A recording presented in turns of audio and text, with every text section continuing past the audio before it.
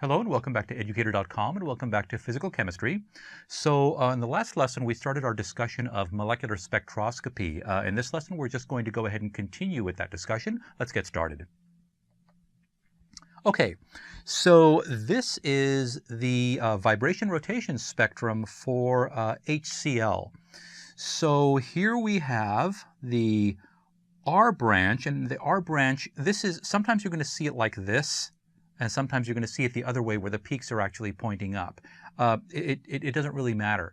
The thing you want to remember though is the R branch is the one with the frequencies are increasing. The P branch is the one where the frequencies are decreasing. So in this case, so R isn't left-right. In this case, its frequency is increasing this way. So the R branch is over here. And this is a decreasing frequency, so the P branch is over here. This is not a necessary bit of information. So some of the things that we want to notice here. So let me see if I'm going to go, you know what, I think I'll stick with black. So some things to notice.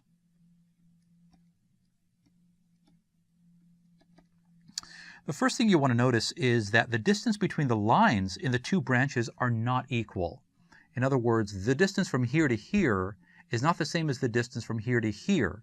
You know, we would expect 2b, 2b, 2b, 2b, 2b in the P branch, in the R branch, but that's not the case. These are narrower, and as we actually increase, go further along the R branch, the gap tends to get smaller.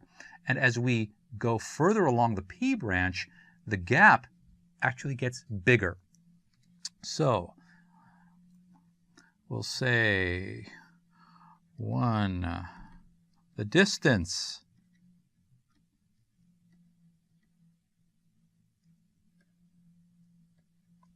between lines in the two branches are not equal. The distances are not equal. Now, for the R branch, the gaps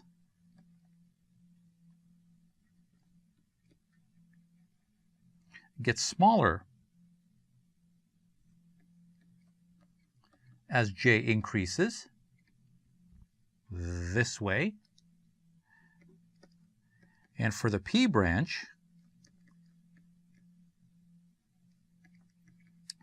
the gaps get larger. The gaps get wider. The gaps get wider as J increases. Okay, now we had the following for the harmonic oscillator rigid rotator approximation. We had that the energy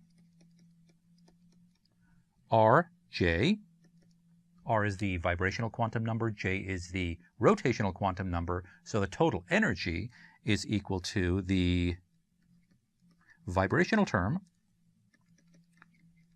plus the rotational term, and we had prime R plus 1/2 plus this constant times J plus 1. And again, R, it goes from 0, 1, 2, and J equals 0, 1, 2, and so on. Now in this particular case, B, the rotational constant, is equal to Planck's constant over 8 pi squared C times the rotational inertia. And the rotational inertia happens to be the reduced mass times the equilibrium bond length squared. Okay. So this is the expression for the energy under the harmonic oscillator rigid rotator approximation. Now, let's take a look at